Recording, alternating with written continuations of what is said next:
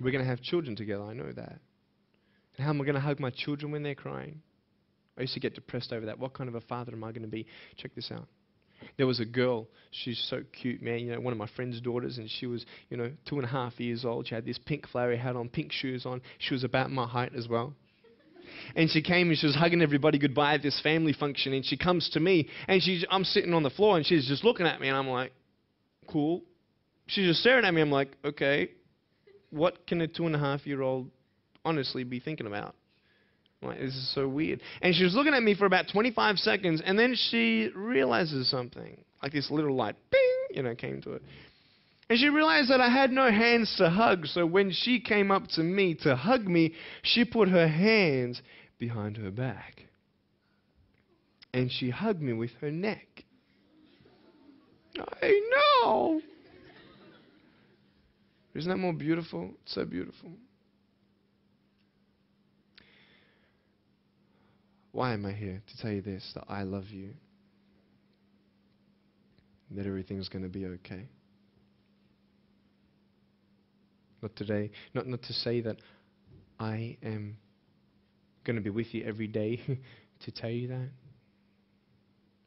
Not to say that I understand what you're going through, but today I've come here so you would remember my smile.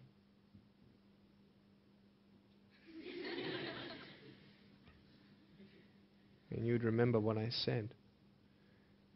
That you have a choice to either uplift somebody or put someone down. You either have the choice to step towards your goals and dreams or step away, going into temporary things.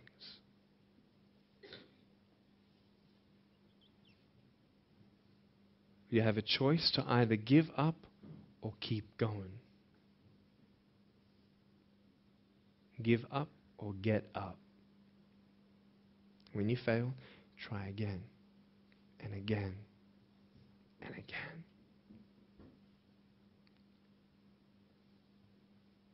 I want you to close your eyes, please. If you don't want to close your eyes, that's fine. Just stare at the floor. Don't talk to the person next to you, please.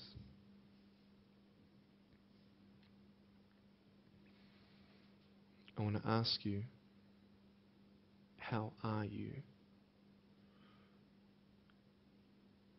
What heaviness are you carrying? What tears do you hold back? What pain, what fears are kept inside?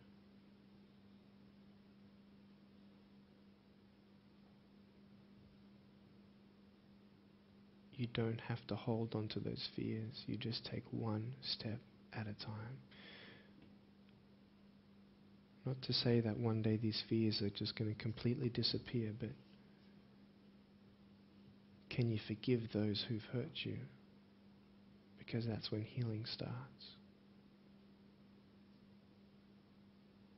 Every time someone puts you down, will you make a decision to bring somebody else up?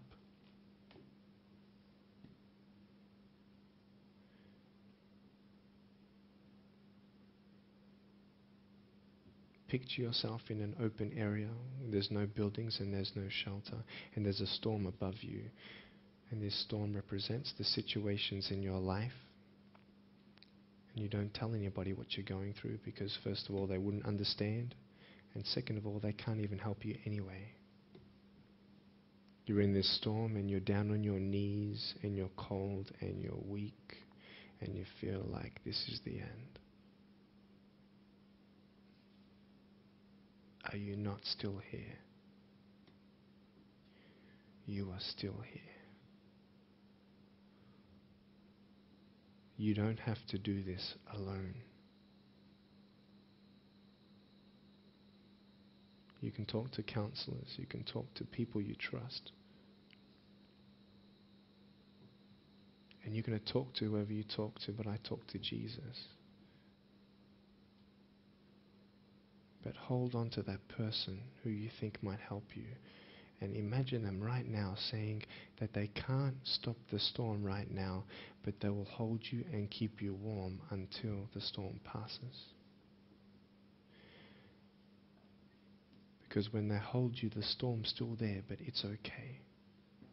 because they're with you all the way. Think of your friends. You look them in the eye and you know maybe that they're not really that happy. You go to parties and you just look them in the eye and you know that they're hurting as well. Everybody's trying to cover up. Can you lift somebody today?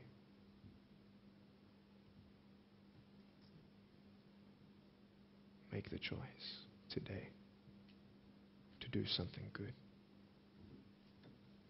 Hold on to that hope.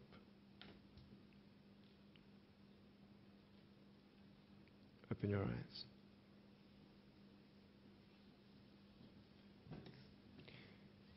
Look at me.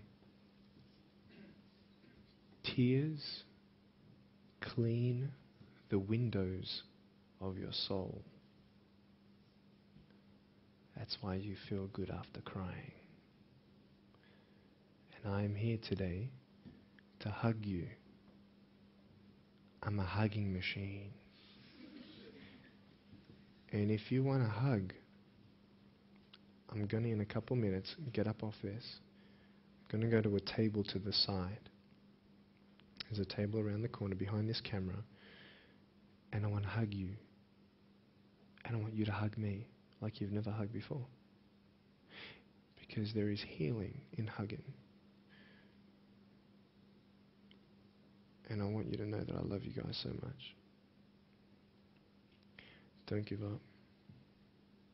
And know that there is someone always out there who believes in you, who loves you just the way you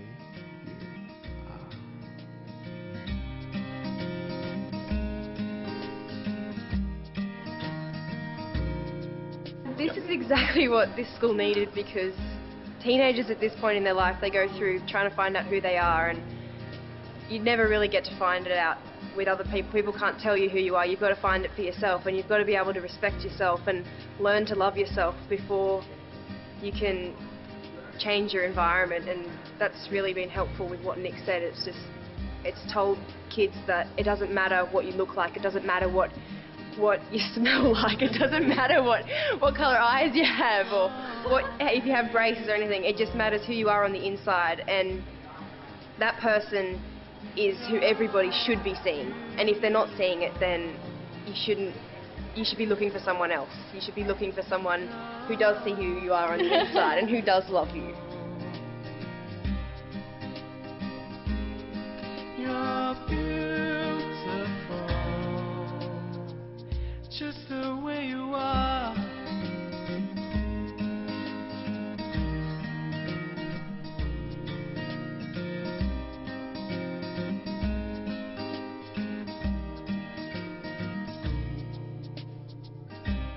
She walks busy streets looking for her next mate.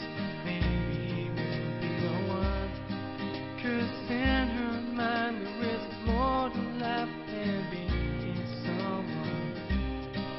But deeper down she has found the one thing to make her feel loved. So she is looking for it in all the wrong places. You're beautiful. You're beautiful. You're beautiful. You're beautiful, just the way you are. Thank you for giving me this opportunity to speak into your life and share with you my story.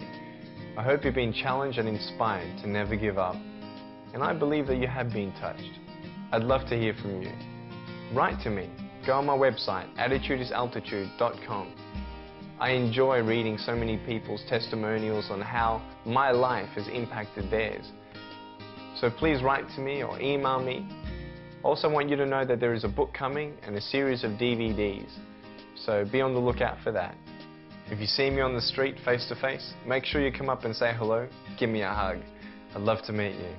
Remember, there is always hope. Never give up.